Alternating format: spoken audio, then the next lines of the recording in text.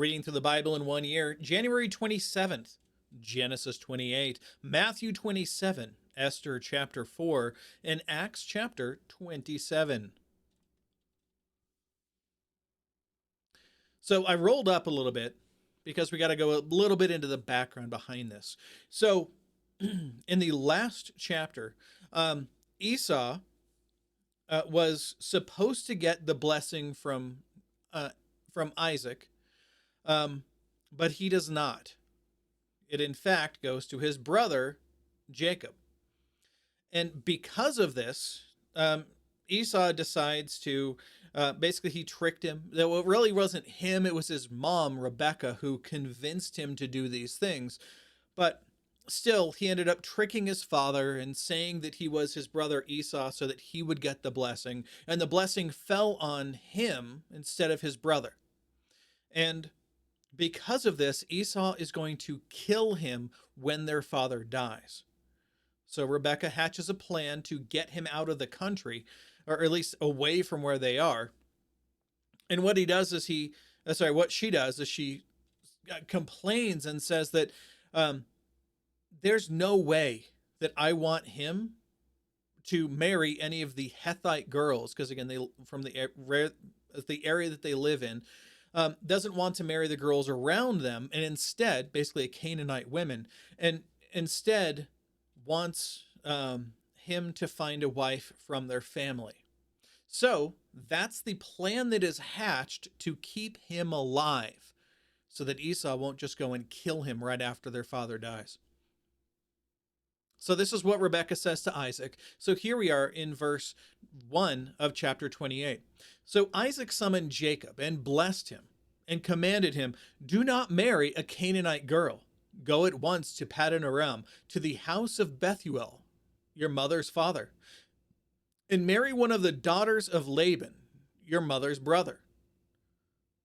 May God Almighty bless you and make you fruitful and multiply you so that you become an assembly of peoples.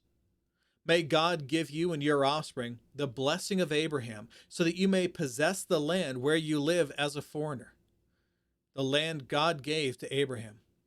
So Isaac sent Jacob to Paddan Aram to Laban, a son of Bethuel the Aramean, the brother of Rebekah, the mother of Jacob and Esau. Esau noticed that Isaac blessed Jacob and sent him to Paddan Aram to get a wife there. When he blessed him, Isaac commanded Jacob, "Do not marry a Canaanite girl." And Jacob listened to his father and mother and went to Paddan Aram. Esau realized that his father Isaac disapproved of the Canaanite women, so Esau went to Ishmael and married, in addition to his other wives, Mahalath, the daughter of Ishmael, Abraham's son. She was the sister of Nebaioth. Jacob left Beersheba and went toward Haran. He reached a certain place and spent the night there because the sun had set. That's typically when people spend the night in a place. And he took one of the stones from the place and put it there at his head and lay down in that place. And he dreamed. A stairway was set on the ground with its top reaching into the sky, and God's angels were going up and down on it. The Lord was standing there beside him, saying, "I am the Lord, the God of your father Abraham, and the God of Isaac. I will give you and your offspring the land on which you are lying. Your offspring will be like the dust of the earth, and you will spread out toward the west, the east, the north, and the south. All the peoples on earth will be blessed through you and your offspring. Look, I am with you and will watch over you wherever you go. I will bring you back to this land, for I will not leave you until I have done what I have promised you." When Jacob awoke from his sleep, he said, "Surely the Lord is in this place, and I did not know it." And he was afraid and said, "What an awesome place this is. This is none other than the house of God. This is the gate of heaven." Early in the morning, Jacob took the stone that was near his head and set it up as a marker, and he poured oil on top of it, and he named the place Bethel, meaning house of God, though previously the city was named Luz. Then Jacob made a vow. If God will be with me and watch over me during this journey I'm making, if he provides me with food to eat and clothing to wear, and if I return safely to my father's family, then the Lord will be my God. See how he was setting up something so that he's basically forcing God to do these things, and then I'll serve God. Yeah, God doesn't play those games. This stone that I have set up as a marker will be God's house, and I will give to you a tenth of all that you give me. Bringing up the rest of the notes here for you.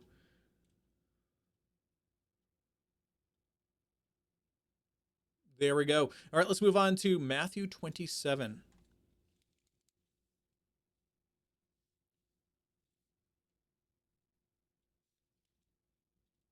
When daybreak came, all the chief priests and the elders of the people plotted against Jesus to put him to death.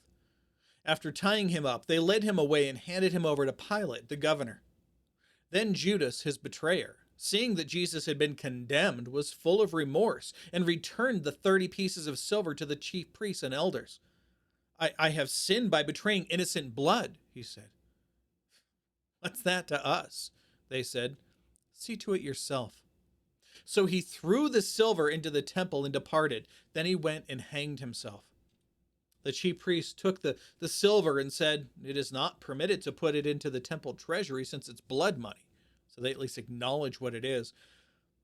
They conferred together and bought the potter's field with it as a burial place for foreigners.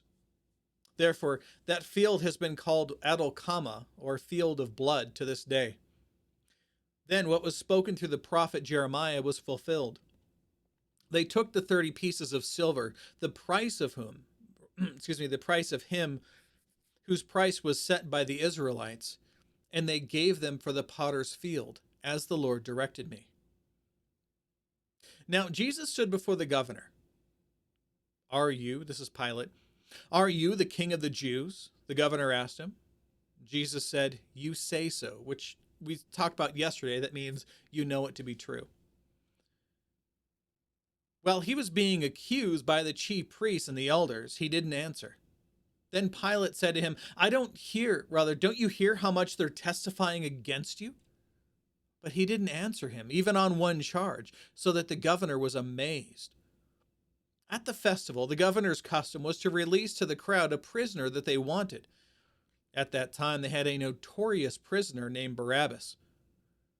So when they had gathered together, Pilate said to them, who is it you want me to release for you? Barabbas or Jesus, who is called Christ? Giving them two completely different options.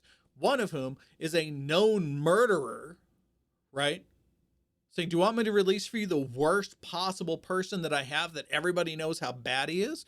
Or this guy Jesus, who everybody's mad at for political reasons? For he knew it was because of envy that they had handed him over. And while he was sitting on the judge's bench, his wife sent word to him, have nothing to do with that righteous man, for today I've suffered terribly in a dream because of him. The chief priests and the elders, however, persuaded the crowds to ask for Barabbas and to execute Jesus. The governor asked them, which of the two do you want me to release for you?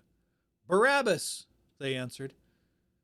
Pilate asked them, then what should I do with Jesus, who is called Christ? They all answered, crucify him. Then he said, why? What wrong has he done? But they all kept shouting all the more, crucify him, crucify him.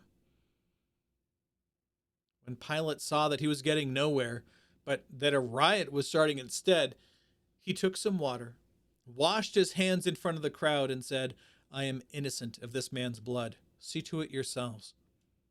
And all the people answered, his blood be on us and on our children. Then he released Barabbas to them, and after having Jesus flogged, handed him over to be crucified. Then the governor's soldiers took Jesus into the governor's residence and gathered the whole company around him. They stripped him and dressed him in a scarlet robe. They twisted together a crown of thorns and put it on his head and placed a staff in his right hand. And they knelt down before him and mocked him, "Hail, King of the Jews." Then they spat on him and took the staff and kept hitting him on the head. And after they had mocked him, they stripped him of the robe, put his own clothes on him, and led him away to crucify him. As they were going out, they found a Cyrenian man named Simon, and they forced him to carry his cross. When they came to the place called Golgotha, which means place of the skull, they gave him wine mixed with gall to drink. But when he tasted it, he refused to drink it. It's something that basically helps deaden the pain. And after crucifying him, they divided his clothing by casting lots. Then they sat down and were guarding him there. Above his head, they put up the charge against him in writing, "This is Jesus, the King of the Jews." Then 2 criminals were crucified with him, one on the right and one on the left. Those who passed by were yelling insults at him, shaking their heads and saying, "You, who would destroy the temple and rebuild it in 3 days, save yourself.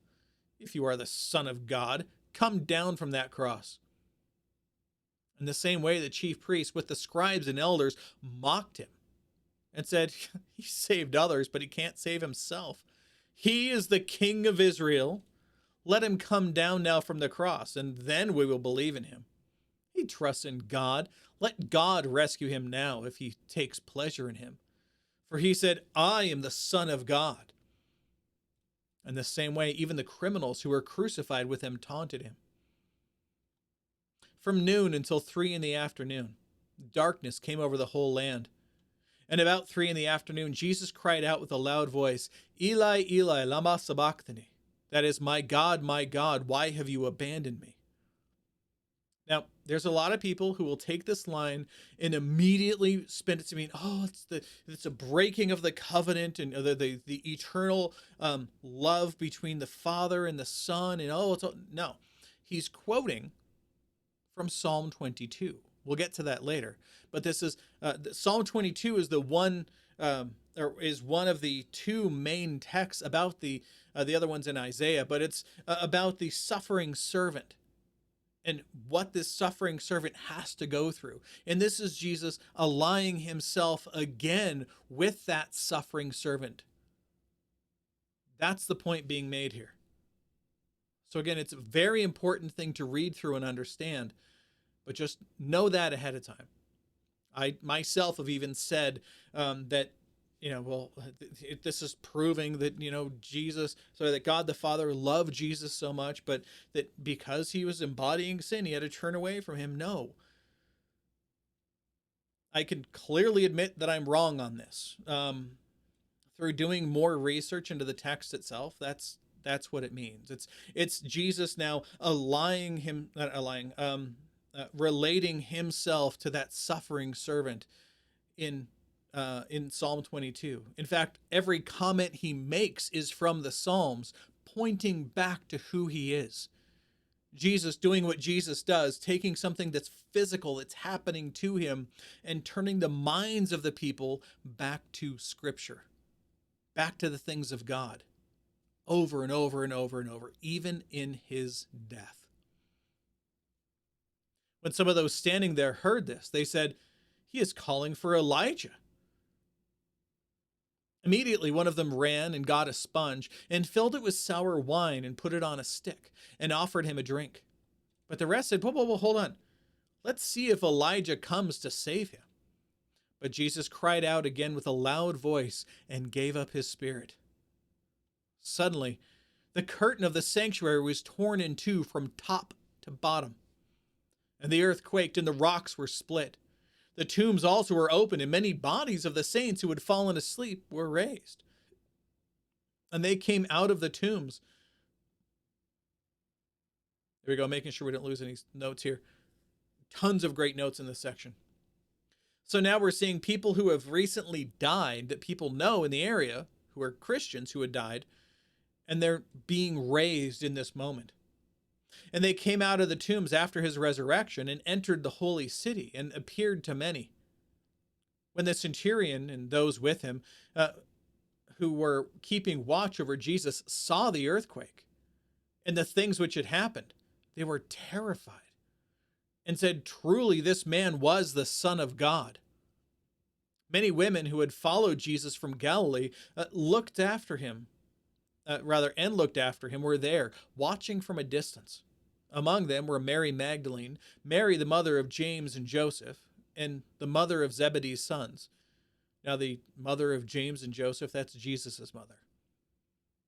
When it was evening, a rich man from Arimathea named Joseph came, who himself had become a disciple of Jesus.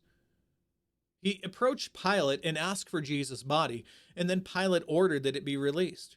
So Joseph took the body, wrapped it in a clean, fine linen, and placed it in his own new tomb, which he had cut in the rock. He left after rolling a great stone against the entrance of that tomb. Mary Magdalene and the other Mary were seated there, facing the tomb.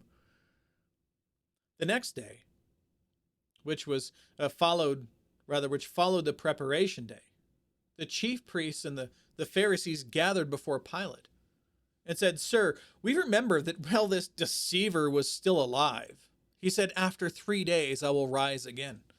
So give orders that the tomb be made secure until the 3rd day. Otherwise, his disciples may come and steal his body and tell the people he has been raised from the dead. And the last deception will be worse than the first." "You have a guard of soldiers," Pilate told them.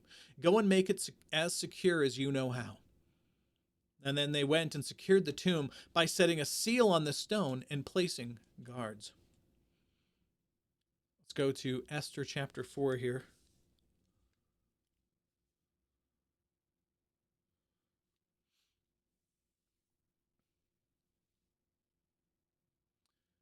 When Mordecai learned all that had occurred, this is about Haman, I'm going to say it wrong. I'm just going to come up later. Haman had decided that because he had been disrespected by Mordecai, that he was going to use his considerable power and authority with the king to issue a decree that they should kill all the Jews throughout all 127 provinces that King Ahasuerus ruled over. So he promised some money, got some extra money from the king, and then sent a statement out signed by the king to every one of the provinces that says on the 13th day of the last month, you are to kill every single Jew and steal all their stuff. And they sent this to all 127 provinces. So when Mordecai learned all that had occurred, all about this, he tore his clothing and put sackcloth and ashes and went into the middle of the city and cried loudly and bitterly. He went only as far as the king's gate, since the law prohibited anyone wearing sackcloth from entering the king's gate. There was great mourning among the Jewish people in every province where the king's command and edict reached. They fasted, wept, and lamented, and many lay in sackcloth and ashes. Esther's female servants and her eunuchs came and reported the news to her, and the queen was overcome with fear. She sent clothes for Mordecai to wear so that he would take off his sackcloth, but he did not accept them. Esther summoned Hatak, one of the king's eunuchs who attended her, and dispatched him to Mordecai to learn what he was doing and why. So Hatak went out to Mordecai in the city square in front of the king's gate. And Mordecai told him everything that had happened, as well as the exact amount of money that Haman had promised to pay the royal treasury for the slaughter of the Jews. Mordecai also gave him a copy of the written edict, the written decree issued in Susa, ordering their destruction, so that Hatak might show it to Esther and explain it to her, and command her to approach the king, implore his favor, and plead with him personally for her people. Hatak came and repeated Mordecai's response to Esther. Esther spoke to Hatak and commanded him to tell Mordecai, "All the royal officials and the people of the royal provinces know that one law applies to every man or woman who approaches the king in the inner courtyard and who has not been summoned: the death penalty. Unless the king extends the royal gold scepter, allowing that person to live. I have not been summoned to appear before the king for the last 30 days. Esther's response was reported to Mordecai. Mordecai told the messenger to reply to Esther, "Do not think that you will escape the fate of all the Jews simply because you are in the king's palace. If you keep silent at this time, relief and deliverance will come to the Jewish people from another place. But you and your father's family will be destroyed. Who knows? Perhaps you have come to your royal position for such a time as this." Esther sent this reply to Mordecai: "Go and assemble all the Jews who can be found in Susa and fast for me. Don't eat or drink for 3 days, night or day. I and my female servants will also fast in the same way. After that, I will go to the king, even if it's against the law. If I die, I die."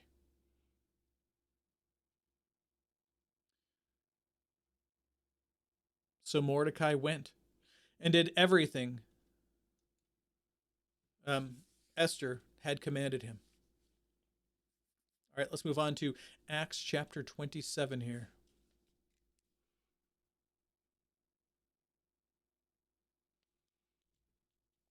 When it was decided that we were to set sail to Italy, they handed Paul over, excuse me, they handed over Paul and some of the other prisoners to a centurion named Julius of the imperial regiment.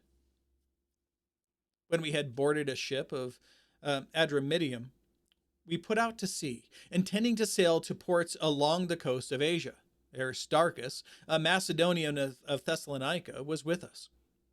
The next day we put in at Sidon, and Julius treated Paul kindly and allowed him to go to his friends to receive their care. When we had put out to sea from there, we sailed along the northern coast of Cyprus because the winds were against us. After sailing through the open sea off Cilicia and Pamphylia, we reached Myra in Lycia.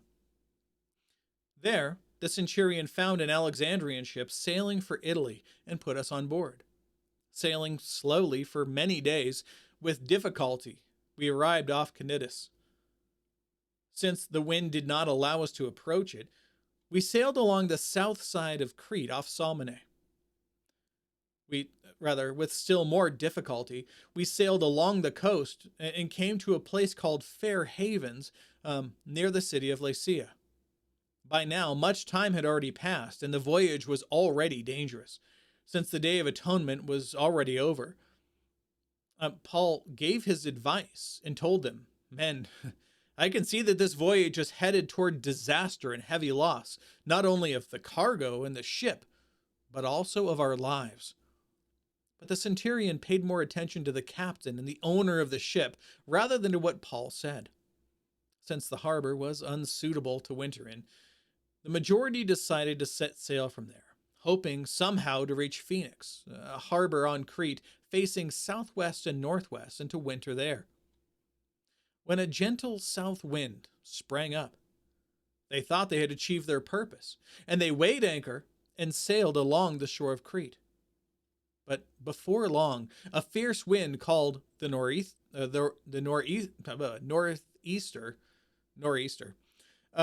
rushed down from the island. Since the ship was caught and unable to head into the wind, we gave way to it and were driven along. After running under the shelter of a little island named Cauda, we were barely able to get control of the skiff. After hoisting it up, they used ropes and tackle to gird the ship, fearing that they would run aground on the Syrtis. They lowered the drift anchor, and in this way they were being driven along. Because we were being severely battered by the storm, they began to jettison cargo the next day. On the third day, they threw the ship's tackle overboard with their own hands, and for many days neither the sun nor stars appeared, and the severe storm kept raging. Finally, all hope was fading that we would be saved. Since they had been without food for a long time, Paul then stood up among them and said, "You should have followed my advice and not to set sail from Crete and sustain this damage and loss. Now, I urge you to take courage, because there will be no loss of any of your lives, but only of the ship. For last night, an angel of the God I belong to and serve stood by me and said, "Do not be afraid, Paul. It is necessary for you to appear before Caesar. And indeed, God has graciously given you all those who are sailing with you. So take courage, men, because I believe God that it will be just the way that he has told me. But we have to run aground on some island." When the 14th night came, we were drifting in the Adriatic Sea, and about midnight the sailors thought that they were approaching land. They took soundings and found it to be 120 feet. When they had sailed a little farther, they sounded again and found it to be 90 feet. Then, fearing that we might run aground on some rocks, they dropped 4 anchors from the stern and prayed for daylight to come. Some sailors tried to escape from the ship, and they had let down the skiff into the sea, pretending that they were going to put out anchors from the bow. And Paul said to the centurion and the soldiers, "Unless those men stay in the ship, you cannot be saved." Then the soldiers cut the ropes, holding the skiff, and let it drop away. When it was about daylight, Paul urged them all to take food, saying, "Today is the 14th day that you've been waiting and going without food, having eaten nothing. So I urge you to take some food. This is for your survival, since none of you will lose a hair of your head." After he had said these things and had taken some bread, he gave thanks to God in the presence of all of them, and after he broke it, he began to eat. They were all encouraged and took food themselves. In all, there were 276 of us on the ship.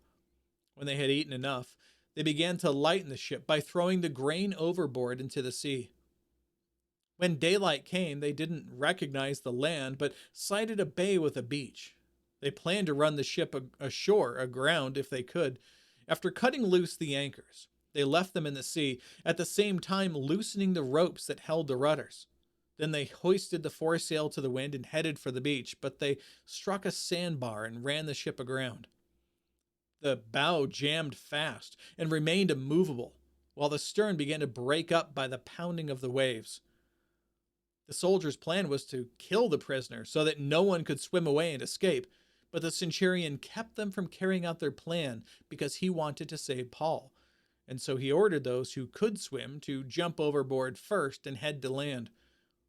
The rest were to follow, some on planks and some on debris from the ship. In this way, everyone safely reached the shore. All right, that is all for today. God willing, we'll be back tomorrow. Behold, the word of the Lord.